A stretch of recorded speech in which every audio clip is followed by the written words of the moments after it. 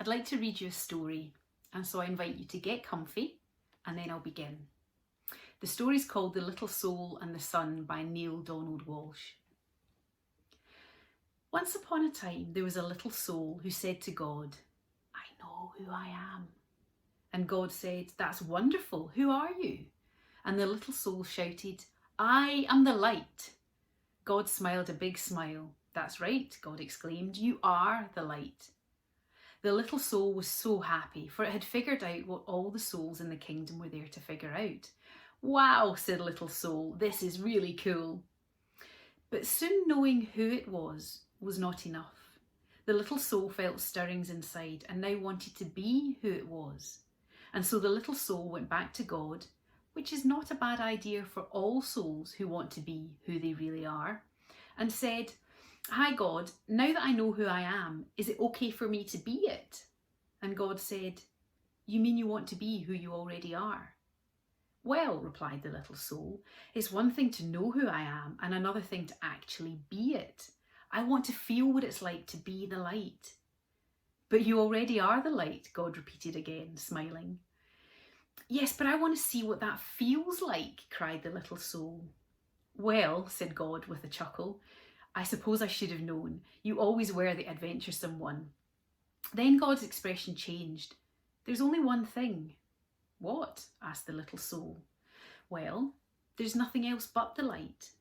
You see, I created nothing but what you are, and so there's no easy way for you to experience yourself as who you are, since there's nothing that you're not."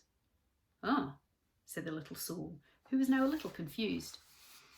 "Think of it this way," said God. "You are like a candle in the sun, along with million, gazillion other candles who make up the sun, and the sun would not be the sun without you. Nay, it would be a sun without one of its candles, and that would not be the sun at all, for it would not shine as brightly.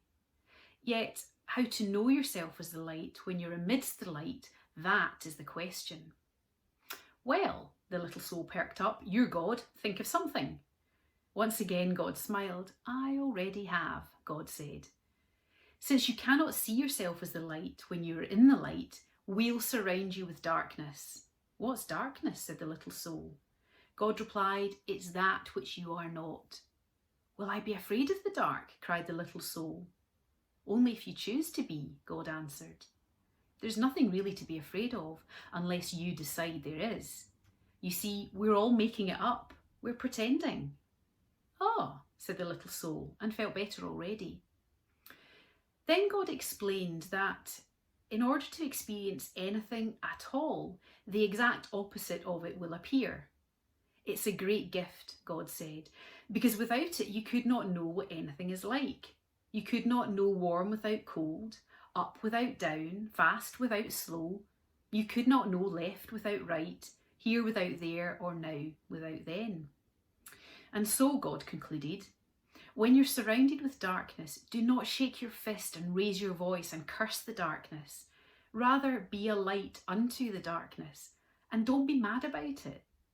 Then you will know who you really are, and all others will know it too. Let your light shine so that everyone will know how special you are. "You mean it's okay to let others see how special I am?" asked the little soul.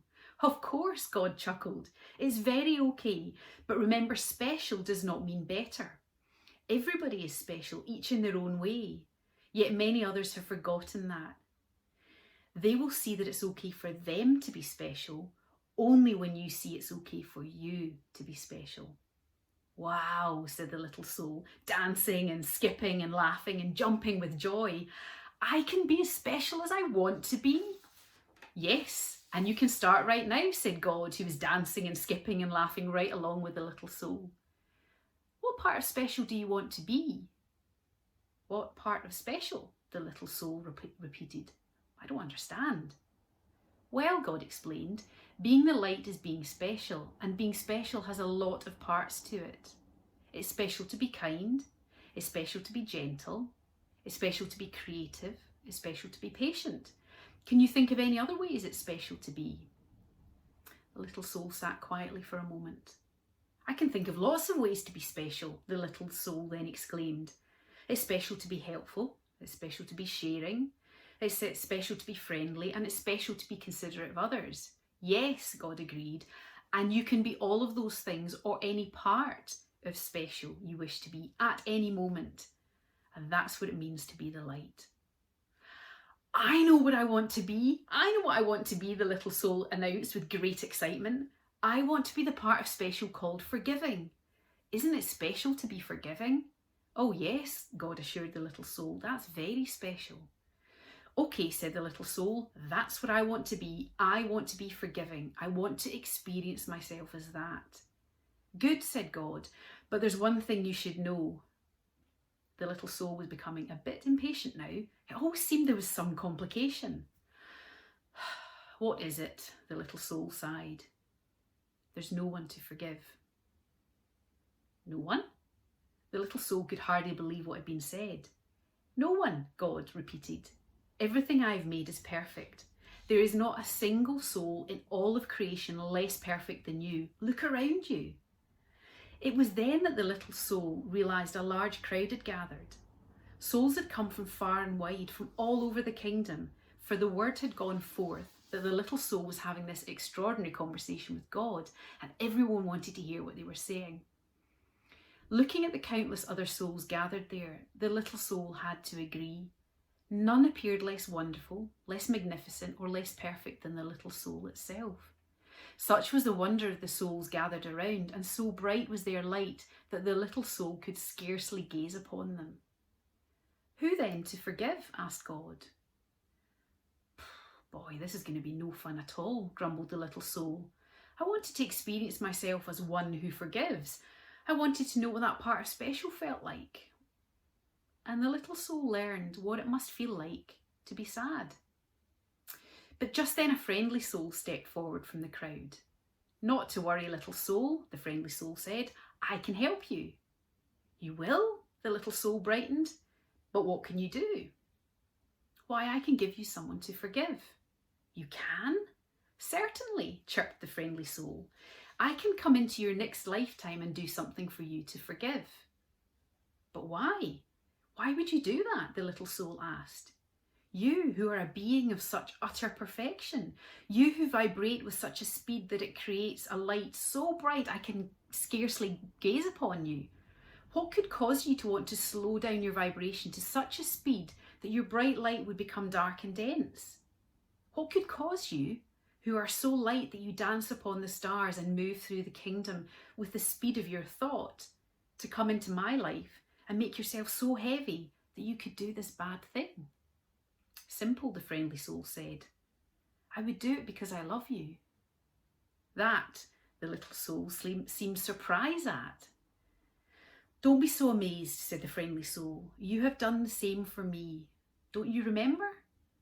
Oh, we've danced together, you and I, many times. Through the eons and across all the ages we have danced.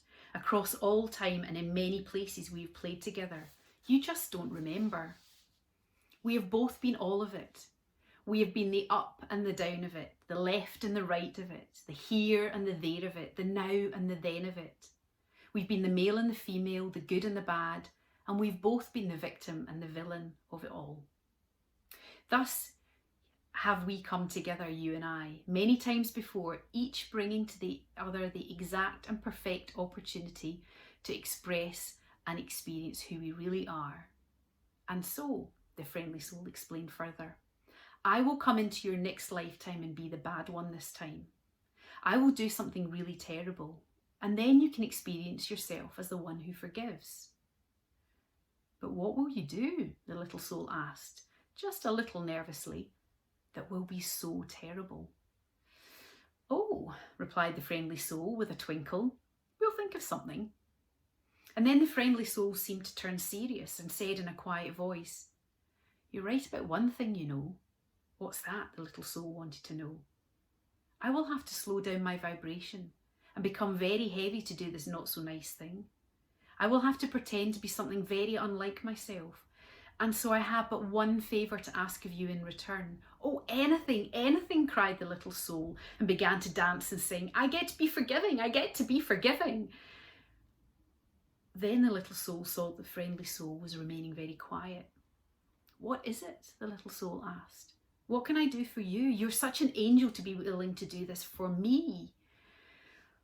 Of course, this friendly soul is an angel, God interrupted. Everyone is. Always remember, I have sent you nothing but angels. And so the little soul wanted more than ever to grant the friendly soul's request. What can I do for you? The little soul asked again. In the moment that I strike you and smite you, the friendly soul replied.